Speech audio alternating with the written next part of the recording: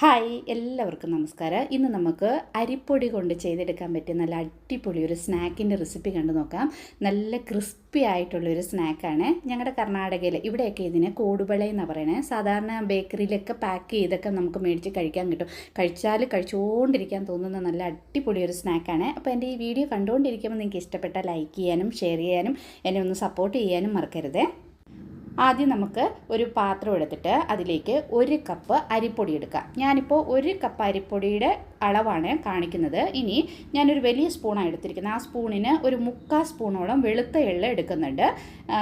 കുറച്ച് കൂടിയാലും കുറഞ്ഞാലും കുഴപ്പമൊന്നുമില്ല. ഇനി ഒരു 1/2 സ്പൂണ് കലോഞ്ചി ഇല്ലെങ്കിൽ കറുത്ത എള്ളായാലും മതി. ഇനി ഇതിലേക്ക് ഒരു നുള്ള് അയമോദകം ചേർത്ത് കൊടുക്കുന്നുണ്ട്. ഇടയ്ക്കൊന്ന് കടിക്കാൻ കിട്ടാൻ വേണ്ടി മാത്രം ഒരു നുള്ള് മാത്രം മതി. ഇതെല്ലാം കൂടെ നന്നായിട്ടൊന്ന് മിക്സ് ചെയ്തിട്ട് ഒരു സൈഡിലേക്ക് നമുക്ക് മാറ്റി വെക്കാം. എന്നിട്ട് വേണം ഇത് മിക്സ് ചെയ്യാനുള്ള വെള്ളം ഒന്ന് ചൂടാക്കിയെടുക്കാനായിട്ട്. ഇപ്പം ഞാനൊരു പാൻ എടുത്തിട്ടുണ്ട്. ഇതിലേക്ക് 1 കപ്പ് വെള്ളം ചേർത്ത് കൊടുക്കുന്നുണ്ട്. വെള്ളം നമ്മൾ ഏത് കപ്പിലാണോ അരിപ്പൊടി എടുത്തത് അതേ കപ്പിന് 1 കപ്പ് വെള്ളം വേണം എടുക്കാനായിട്ട്. കൂടാനും പാടില്ല, കുറയാനും പാടില്ല. ഇതിലേക്ക് ആവശ്യത്തിനുള്ള ഉപ്പ് ചേർത്ത് കൊടുക്കാം. ഇനി 1 സ്പൂണ് നെയ്യോ എണ്ണയോ ചേർത്ത് കൊടുക്കാം നമുക്കിതിലേക്ക്. ഞാനിപ്പോൾ 1 സ്പൂണ് നെയ്യ് ഇതിലേക്ക് ചേർത്ത് കൊടുത്തിട്ടുണ്ട്.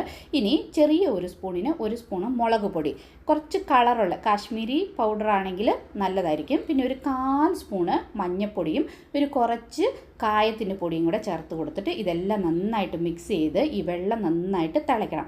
തിളച്ചിട്ട് ആ മുളക് പൊടിയുടെയൊക്കെ ആ കുത്ത് ചുവയൊന്ന് മാറിക്കിട്ടണം. നന്നായിട്ട് തിളച്ച് കഴിയുമ്പോൾ നമ്മൾ എടുത്ത് വെച്ചിരിക്കുന്ന പൊടി ഉണ്ടല്ലോ, പൊടി ഇതിലേക്ക് ചേർത്ത് കൊടുത്തിട്ട് ഇതുപോലെ നന്നായിട്ടൊന്ന് മിക്സ് ചെയ്യണം. ഒത്തിരി നേരം മിക്സ് ചെയ്ത് ഒത്തിരി ഡ്രൈ ആക്കരുത്. ലൈറ്റായിട്ടൊന്ന് ഇതുപോലെ മിക്സ് ചെയ്ത ഉടനെ തന്നെ നമ്മൾ സ്റ്റൗ ഓഫ് ചെയ്യണം. ഓഫ് ചെയ്തിട്ട് ഇത് മൂടി ഒരു 5 മിനിറ്റ് വെക്കണം.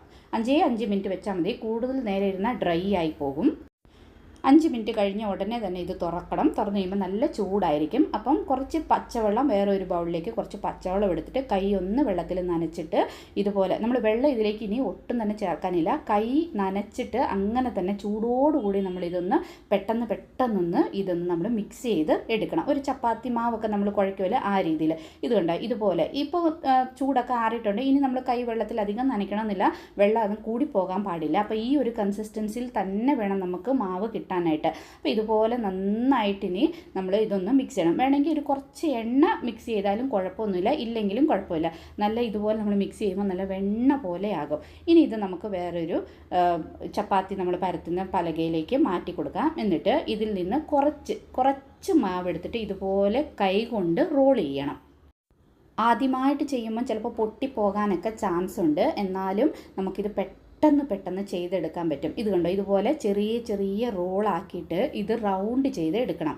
അപ്പോഴാണ് ആ നല്ലൊരു കറക്റ്റായിട്ട് ഷേപ്പൊക്കെ കിട്ടും. നമുക്ക് ആദ്യമേ കുറച്ച് ബുദ്ധിമുട്ട് തോന്നിയെങ്കിലും നമുക്ക് പെട്ടെന്ന് തന്നെ ചെയ്തെടുക്കാം. ഇത് കണ്ടോ, ഇതുപോലെ നമ്മൾ റൗണ്ട് ചെയ്ത് ഷേപ്പ് ചെയ്ത് മാറ്റി വയ്ക്കുക. ഇതുപോലെ എല്ലാം ഒന്ന് നമുക്ക് പെട്ടെന്ന് ചെയ്തെടുക്കാൻ പറ്റും. ഇത് വെള്ളം ഒട്ടും തന്നെ കൂടിപ്പോകാൻ പാടില്ല, കുറയാനും പാടില്ല. 1 കപ്പ് അരിപ്പൊടിക്ക് 1 കപ്പ് തന്നെ വെള്ളം ചേർക്കണം. വെള്ളം ഒട്ടും തന്നെ കൂടാനും പാടില്ല, കുറയാനും പാടില്ല. ഞാനിപ്പോൾ ഈ അരിപ്പൊടി എടുത്തിരിക്കുന്ന കടയിൽ നിന്ന് മേടിച്ച പൊടിയാണ്. പൊടി വറുത്തിട്ടൊന്നുമില്ല. നമ്മൾ വെള്ളത്തിൽ ഇങ്ങനെ തിളപ്പിച്ച വെള്ളത്തിലിട്ട കാരണം അത് വറക്കേണ്ട കാര്യമൊന്നുമില്ല.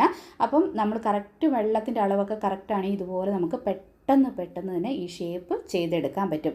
പിന്നെ മാവ് നന്നായിട്ട് നമ്മൾ കൈ കൊണ്ട് പ്രസ് ചെയ്ത് നല്ല സോഫ്റ്റ് ആകുന്നവരെയും കുഴയ്ക്കുകയും ചെയ്യണം. എന്നാലേ നമുക്ക് ഇതുപോലെ ഒന്ന് ആക്കിയെടുക്കാൻ പറ്റുള്ളൂ. ഇത് കണ്ടോ, എല്ലാം ഇപ്പം ഞാൻ ഇതുപോലെ ഒന്ന് ആക്കിയെടുത്തിട്ടുണ്ട്. ഇനി ഇത് കണ്ടോ, എല്ലാം റെഡി ആയിട്ടുണ്ട്. ഇനിയൊന്നും നമുക്കിത് വറുത്തെടുക്കണം. കൂടി വന്ന് ഒരു 10 മിനിറ്റ് മതി ഇത് നമുക്ക് ചെയ്തെടുക്കാനായിട്ട്. ഇനി നമുക്കിത് വറുത്തെടുക്കാനുള്ള എണ്ണ ചൂടാകാനായിട്ട് വെച്ചിട്ടുണ്ടായിരുന്നു. എണ്ണ നന്നായിട്ട് ചൂടായി കഴിയുമ്പം ഇതിലേക്ക് നമുക്ക് കുറച്ച് കരിവേപ്പില ഇട്ട് കൊടുക്കാം. കരിവേപ്പില ഇട്ട് കഴിഞ്ഞാൽ നല്ലൊരു സ്മെല്ലും അതുപോലെ തന്നെ നമ്മുടെ സ്നാക്കിന് നല്ലൊരു ഫ്ലേവറും കൂടെ കിട്ടും. എന്നിട്ട് എണ്ണ നന്നായിട്ട് ചൂടാണ്. ഫുൾ ഫ്ലെയിമിലുള്ളപ്പോൾ നമ്മൾ ഇതുപോലെ നമ്മൾ തയ്യാറാക്കി വെച്ചിരിക്കുന്ന സ്നാക്ക് എണ്ണയിലേക്ക് ഇതുപോലെ നമുക്ക് ഇട്ട് കൊടുക്കാം. അത് കഴിഞ്ഞിട്ട് ഇനി നമ്മൾ സ്ലോ ഫ്ലെയിമിൽ വെക്കണം. ഫുൾ ഫ്ലെയിമിലാണെങ്കിൽ പെട്ടെന്ന് അത് കരിഞ്ഞു പോകും. അപ്പോൾ ഉള്ളിലൊന്നും വേകിയല്ല. അപ്പം ഉള്ളിലൊക്കെ വെന്ത് നല്ല ക്രിസ്പിയായി കിട്ടാൻ വേണ്ടിയിട്ട് നമ്മൾ ആദ്യം ഈ സ്നാക്സ് എല്ലാം എണ്ണയിലേക്ക് ഇട്ട് കഴിഞ്ഞ ഉടനെ തന്നെ സ്ലോ ഫ്ലെയിമിലേക്ക് വെച്ച് ഇതുപോലെ 2 സൈഡും നന്നായിട്ടൊന്ന് വറുത്തെടുക്കണം. സ്ലോ ഫ്ലെയിമിൽ വെച്ച് നന്നായിട്ട് ക്രിസ്പി ക്രിസ്പി ആയിട്ട് വറുത്താലേ നമുക്കിത് കുറച്ച് നാൾ സ്റ്റോർ ചെയ്ത് വെക്കാൻ പറ്റുള്ളൂ. ഇല്ലെങ്കിൽ അത് ഭയങ്കര സോഫ്റ്റ് ആയി പോകും. അപ്പോൾ സ്റ്റോർ ചെയ്ത് വെക്കാൻ പറ്റുകയില്ല.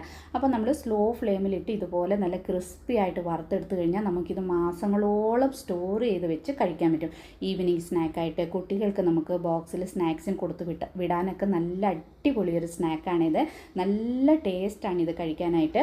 അകത്ത് ഒരു പൊള്ള പോലെ ആയിരിക്കും, കഴിക്കാൻ നേരത്ത് നല്ല രസം. അപ്പോൾ ഒരു പ്രാവശ്യമെങ്കിലും ട്രൈ ചെയ്ത് നോക്കണം.